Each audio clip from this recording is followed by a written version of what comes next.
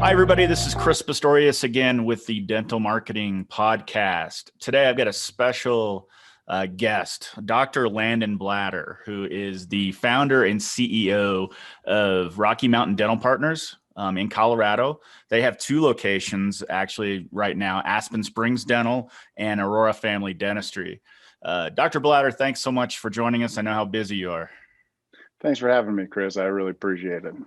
Absolutely. So, Dr. Blatter's actually been a client of ours for several years now. And we've seen, we've gone through different financial reconciles, if you will, in terms of the economy going up and down and now COVID. And so we've experienced a lot together, and we've actually grown our businesses at the same time. Dr. Blatter and his practices were actually one of our early clients, so several years now. So we appreciate the ongoing support, Dr. Blatter. And maybe you could just tell us a little bit about how you got started. I think you've owned them now for 15 years and still going strong. Maybe you could tell us a little bit about the history of the practices.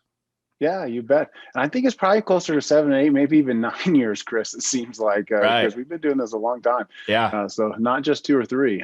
Right. Yeah. No. Yeah, that's what I meant. I'm sorry. I probably misspoke, but yeah, it's been several years for sure. No, it's just a long. I really appreciate the relationship, and you've always done a great job for us. And so I started, Chris, 15 years ago out of dental school. Graduated Harvard Dental School in 2004, and I always knew that I was not made to be somebody's employee.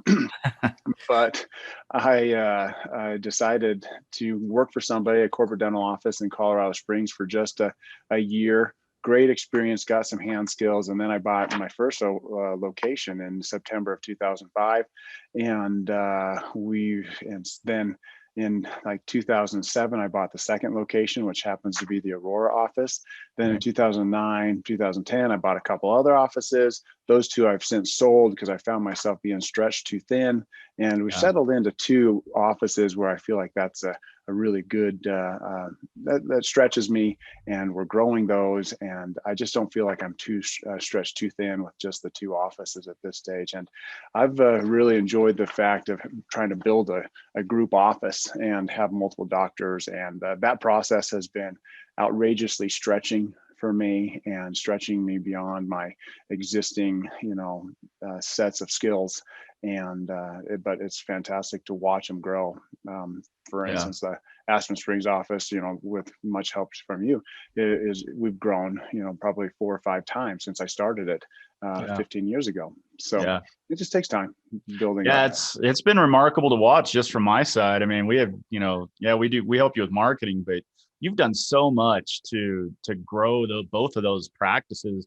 I mean, I can remember when we started, I mean, there were some pretty big gaps in the schedule, and we both had concerns about that. I'm like, geez, is this the right market for him? Is this, and then, between some right marketing moves and just what you've done internally in your organization, it's been incredible to watch that.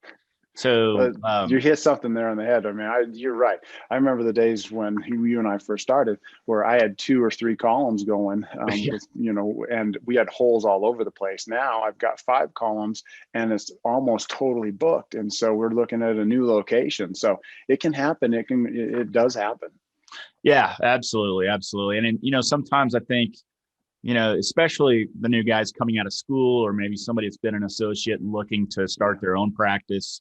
For me, I think some good advice is that, you've got to have a business plan that gives you a little time to get going and get started, because I don't see, somebody opening a practice brand new, especially, and within 30 or 60 days, all of a sudden you've got 50 patients a month, right? Maybe you could talk a little bit about that, and what should expectations be when you start out, I guess. Man, it all depends on where you're at. Obviously, the demographics are super important, as you know, Chris.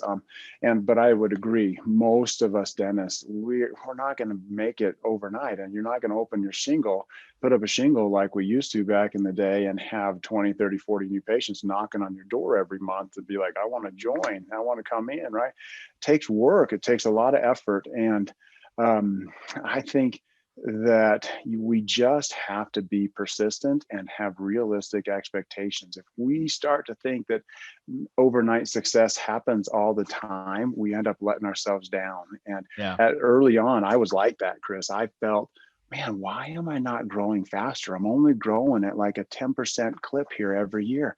Yeah. But instead of like looking at that and celebrating that progress of 10% growth and be like, that's awesome, I was getting myself down. And then when I finally realized that, you can't be looking at the negative of everything all the time. You have to look at how much work you put into this and how great 10% growth is. That's way better than most of the dentists out there, right? Yep. And so always stay positive. We've got to look at the negative stuff and then utilize that to grow, but Right. celebrate that progress, celebrate the positive things that are happening just in life in general. What a great strategy to just make sure that you're celebrating the good things, right? Especially in COVID, right? We got Oh yeah. so many things that are stressing us out. Yeah, no, I think that's great advice for any business owner, honestly, not even dentistry. I mean, especially with COVID. I mean, we had a situation where, I mean, every client of ours, except for emergency, shut down over a matter of a couple of months and some a little longer, depending on where you were. So that's, Right. I mean, it's pretty easy once you get into a situation like that to start looking at some pretty negative stuff. But, Right. if you can really, but if you could see the light at the end of the tunnel through something like that and stay optimistic, I think that can help you get through just about anything. So I And you think that's, got to have your mentors that have gone through that kind of yes, stuff too, whether that's in your profession or one of the things I love to do is I love to look at athletes and look at what struggles they went through, right? yeah, And my sons in basketball, we just were looking at Michael Jordan, didn't make yeah, the varsity basketball team as a sophomore. right. That's right. Dude, but he became the best ever, right? Yep. And now you got Tom Brady out there that's going to his 10th Super Bowl. Like, Crazy. people have something special, and what can we learn from these people? We can Yep. implement that into our professions too, right? No question. No question. Except I don't think I have any guaranteed contracts worth 20 to $30 million, but hey, I guess that's part of it, right? That's your next contract, Chris. That Yes. next dental office, right? That'll Around be the a corner. big practice, won't it? Yeah. Well, hey, Yeah. tell me a little bit about, I know both practices are fairly similar, in terms of what you're trying to achieve, but there's differences too. But who do you think is your ideal patient? Who do you really want to, who's the person that you really want to see come through that front door, I guess? That is a great question. That's so what we've done in both offices is we've started off as family dentistry and seeing kids. We're gradually moving away from seeing younger kids. And if we can start to see kids when they're, 14, 15, that's much more ideal for us. And so, 10 years ago, that's what I focused on because everybody needs a dentist. But now with more specialized training from the Dawson Academy, from Right. and then also some dental implant classes. We're trying to move much more towards reconstructive dentistry, and so we're trying to really develop a niche where we can be the people that the dental office that people know about correcting people's bites. There's a lot of people that have uncomfortable bites and they just don't know where to go. And so that sometimes that would be dental implants, and other times it's just correcting their bite via a few crowns and a bite adjustment. So we've kind of transitioned over the years, and I think every practice does that. But our ideal patient right now is somebody who's going to probably be a baby boomer, 50, 60, 70 years old, that are looking to restore their smile, restore a bite, maybe fix some headaches, maybe some TMJ issues is where we're at right now. Right. Awesome. What about, and I know you and I have talked about this several times, but, maybe in a couple of sentences or paragraphs, whatever works, what do you think is your unique selling proposition? I mean, we know that dentistry is very competitive and, we have corporate dentistry, private practice, everything kind of in between. And there's tons. I mean, you're in two markets that are, especially Aurora is very competitive. What separates you from the competition? Why should somebody come to one of your practices versus maybe 50 of the others? That is such a great question. And it's honestly a hard question to answer. And it should be something that's on every business owner's mind. And preparing for this made me really start to think more about that, Chris. And so Um, Customer service, I believe, is something that we have to all really, and that relationship-based service for people. I know that when I go to my doctor, I want that to be relationship based, and it's hard to experience that, and to know that that's actually happening in a practice until they actually come in, right? They can give us a try and either like us or dislike us, but with the help, that you've given us for sure, one of the most strong things is we've got 300 and plus, 4.9 star reviews on Yeah. Google. That kind of stuff really helps emphasize that we're taking care of people, right? So I think that sets us apart. We're not just show up, hey, sign this piece of paper and we'll get you back here in a few minutes. We try to have our systems very well organized. And in those systems, though, it's relationship based, and you're going to get to know your hygienist, you're going to get to know your doctor, even though you'll see multiple doctors, and people are friendly. Everybody tries to do that the best that we can, but I do feel like that sets us apart, and we're proving that with our reviews that you help us get. Yeah. um, and other thing, starting off early on, I really used Harvard Dental School as a unique selling point, and I still do that, but just not as much.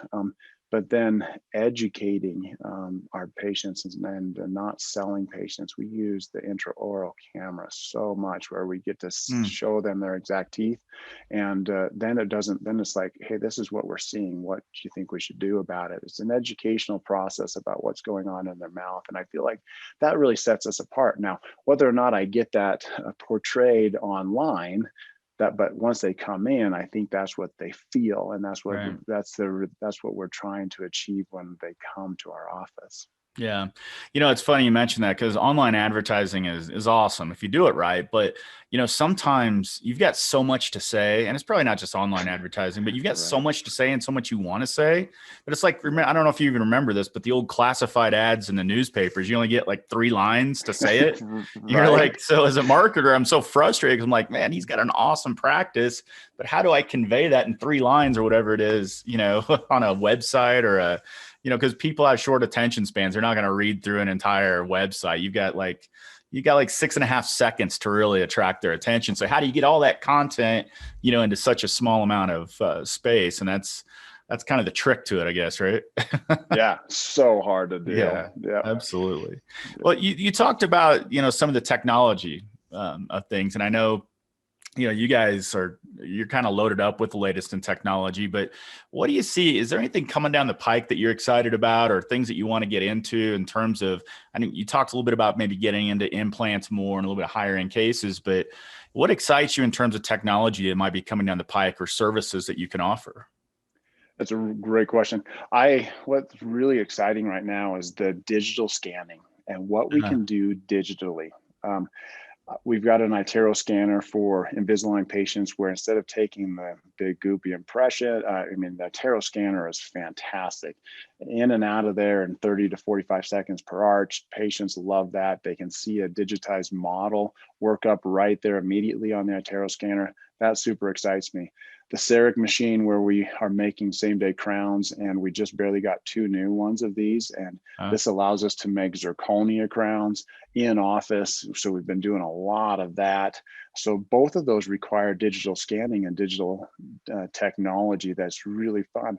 We're working towards being able to do more of that digitized work with our hybrid dentures, and making that less analog based, and less model based. And that's really exciting too. So great stuff in dentistry. yeah. I tell people all the time, like, whoa, what happened to those days back in the day when, like, can you imagine living in the day when you go to the dentist, you're like, dude, my tooth hurts, and all he has to offer is, like, here's a bottle of Jim Beam. I suggest you drink a lot Yeah. of this, because this is going to hurt, right? Now we've got these tiny little needles. We've got Yeah. topical anesthetic. You're totally numb. I mean, and digital scannings, we don't even have goopy impressions. Like, how awesome is Yeah. that to live in a day and age for the patient and the dentist? Things fit the first time almost every time. Right. That's Yeah. so cool. And so I just It's get nuts. excited about that. the Well, I'll tell technology of you all a this. personal story. My whole family obviously goes to your practice, and Yeah. my son had to have a tooth removed. I mean, he's only 11, but he had to have a tooth removed, and it was a baby tooth, so it wasn't, socked in really tight. But Yeah. I kind of thought about that. I was like, man, when I was 11 years old, and if I was told I had to get a tooth pulled, that's a fair amount of fear, and he didn't have any, and I worried about that because this was his first Yeah. real experience with doing anything. And he got home and he didn't text me or anything. He just got home when I got home from work. I said, all right, so how did it go? I was kind of, cringing a little bit. He goes, oh yeah, I didn't really feel anything. They put this stuff on my gum first, and they gave me 2 shots that I didn't even feel. And it took like 5 minutes and I was out of there. I was like, Yeah. wow, that wasn't always the case, when I was, 30 years ago or whatever it was when I was that age. So it's Yeah. amazing, in just a small amount of time, the change that's gone on in dentistry, I think. It's incredible. I mean, from that kind of stuff, like you're mentioning, that patient experience is so much better. And then Yeah. what we do with periodontal disease now and being able to save teeth with lasers and laser bacterial reduction instead of instead of all the other process of just letting things get worse, we actually understand how it all works. Right. Great time to save our teeth, great time to live, because when we're 85 or 90, Chris, you and I are going to be sitting on our front porch and we're going to be chewing watermelon seeds and, and with our own teeth, right? Yeah, That well, is I so hope so. awesome. I hope Yeah. you're right with that one for sure. But, they say, and, I try to embrace this with all of our clients, but they say that the biggest reasons that people don't go to the dentist are because of time, fear, and money. And Yeah. so when we construct marketing campaigns, we're like, all right, we probably should talk about at least those 3 things very quickly in our advertising conversations, right? So, time, what is it, extra hours, work longer, whatever it might be. Fear, I think fear and money, I think, especially fear. I think video can do a lot, just having video from the dentist himself, like you've done several of these, just to make people feel more comfortable and talk about the advances that have happened in dentistry. And, it's not like it was 30, 40 years ago, and then in money. And, I think, every practice is different. You have your fee for service practices, you have your practices that take all kinds of insurance. And then you have folks that do like kind of in the between, or they have their own in-house plans. But would you agree that those are important things to talk about, as a dentist, not just with online marketing, but with anything you do? Oh, for sure. If you can solve what people's concerns are, you're Right. going to be successful. And if you Yeah. solve their time problem, that'll make you partly more successful. You solve their fear problem, you're going to be more successful. You solve the money thing by helping it be affordable and accepting their insurance or however you want to do that. All of those things, it's about solving the problem that the patient has. And when we can do that, our practices will be successful, right? Yeah. And I think that's a great point. You're really, what you're selling are solutions to problems, not necessarily dentistry stuff, right? And I think Absolutely. when you can convey that message in your marketing and, just anything that you do, even in-house, I think that goes a long way with resonating with people that are, looking to have procedures done. So I think that's great advice. And you solve their problems, but then you leave them with a good feeling when they leave the office. Right. And if they can leave with that feeling, because it's the feeling that helps them come back. It's the feeling that I trust you. I was comfortable there. I really enjoyed the conversation. I didn't feel pushed. All these feelings are so important to people, especially when we work in an occupation that fear drives them. People are nervous about, like 80% are nervous about the dentist, right? So if they can leave with a good feeling, man, it is success. Well, and it opens up your channels for them to tell their friends and family how great it was too, right? Which, is a huge part of operating a successful dental practice is, that word of mouth referral type marketing. So, yep. Okay, well, cool. So just kind of circling back a little bit, because I know we're going to have a lot of people watching or listening to this that are, they're probably a little bit on the fence right now of, all right, I've got one practice, built it up, going great. Should I make that jump, and should I really go buy another 1 or 2 or 3? What does that look like? And I think, we can leverage a lot of your experience with this, but what advice would you give to somebody that's kind of looking at the books right now and, maybe thinking about making that move? That's a loaded question, Yeah. Chris. Yeah. I'll tell you, it's a lot harder than you think it is, right? Okay. And so many times we feel like, well, if we have one thing that's successful, then I can do four. Well, why did I go to four and then drop back down to two? Right. I did it because I dropped back down because I realized I can't do this right now. My skill set wouldn't allow me to do that.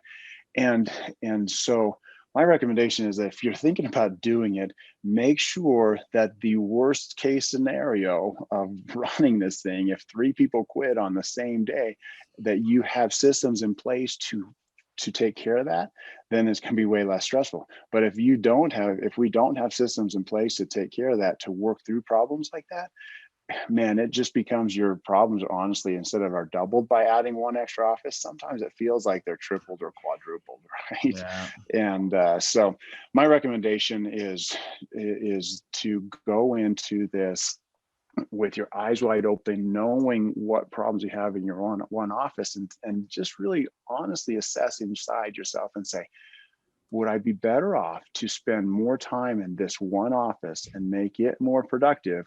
Or is two really going to bring that profit, the profitability that we're looking for?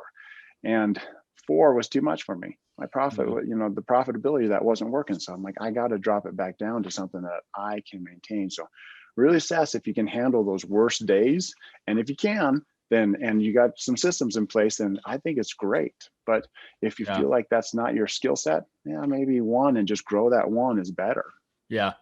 How do you, I learned that the hard way.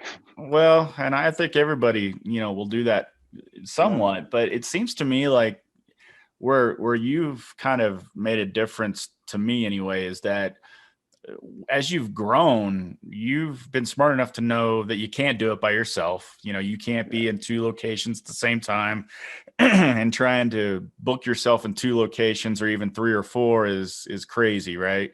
And Yeah. you've done a really good job, I think, of finding good doctors to come in and help you do this. I mean, Dr. Ricks has been with you, I know, forever, but you've grown beyond him as well. What advice do you give to people looking to bring in associates or other doctors in whatever capacity? And that's a really good question. Firstly, you got to have people that see dentistry the same as you do. You Mm, have to have the same treatment philosophy. If yeah, that treatment philosophy differs too much, it probably will never work. It'll just mm, create long-term animosity. But the second thing is win-win situations for both people involved, and knowing what the doctor's looking for, and then somehow creating a situation that's a win for both of you. Stephen Covey at the finest, right? I mean, you got win-lose relationships, you got lose-lose, and then you got win-win. If we can win-win, everybody, even if maybe, for instance, one of the doctors is making a little less than he was before, but it's a win-win situation, and it takes away the time that, say, for instance, I have to be at the office. Well, that's a win, right? And mm, I know patients are going to be taken care of. Dr. Elvich gets in, or Dr. Ricks gets into a great office. And so looking to win on both sides, and not trying to be like trying to make it on one situation, and just know that, hey, if everybody's going to win, it's going to be a good long-term relationship, and that's better in the long run, right. Right. I for think sure. that's great advice. And I know that I think you're still involved, but you may not be directly in charge of like day-to-day operations in terms of Right. hiring and firing, things like that. But we're seeing a big trend right now with our clients and just in the industry of like front desk staff, assistants, things like that, of having high amounts of turnover. And it almost feels Hmm. like to some people that they hire somebody and then a few months later they have to hire again, retrain. It's like they're never getting ahead. Do you have any tips or experts advice on how to hire and find good quality people that'll stay loyal? That is so important and so hard to do. Like, I think we Yeah. all struggle with that. I do too. But some of the things that I've learned over time is you got to, again, it's back to relationships. This has to be a relationship between you and your assistant, and knowing that assistant, for instance, and what her career goals are. And so if you can know their career goals and then develop a path for her or him to achieve that goal, and this goes for every employee in our offices, we know what their goals are, we can help them achieve that. And if they know that we're trying to help them achieve that and have a plan, man, I would stick around, right? I would, Yeah. and a lot more, I'd stick through a lot harder times than maybe if I didn't have that, if I were the employee, right? So Right. that's one thing, is know them individually, have that relationship, and try to uh, achieve some sort of a career path for them and where they want to go. Secondly, we just hired somebody at the front desk in the Centennial office, and she was a patient. And Oh, she was a patient that wanted to make a career change. And my front desk team leader, which are you talking about allowing other people to do stuff, she nurtured this relationship, and now she's been with us for 6 months, and she's just a really great employee now and wow. team member. And so don't sometimes we look too much into, hey, do they have the skill set to do something, and we miss the idea that, man, that personality, I need that personality. Yeah. I need that to be the greeter of my office, because they sparkle, they shine, right? And we can train a lot of things, but we can't Right. train being nice. You're either Right. nice or you're not nice, Yep. right? So Yep. look for these, whatever that important characteristic is that you want in that position. Look for it in all areas, and then we can train some other stuff. Yeah. No, that's a great point. And I'm hearing more and more of that we almost don't want to hire people. I mean, assistants are a little different, but like front desk people, things like that have a lot of dental experience, because sometimes, and with it's every industry, not just dental, but when you hire somebody in my business, for instance, if I hire somebody that knows, how to do SEO, well, we've got a special way that we do SEO that's a little bit different, but if they're set in their ways and they're not coachable, if you will, it's not going to be a good fit, right? So I'm hearing a lot of people bring in people that don't necessarily have tons of dental experience in an office, but they've got the perfect personality for it.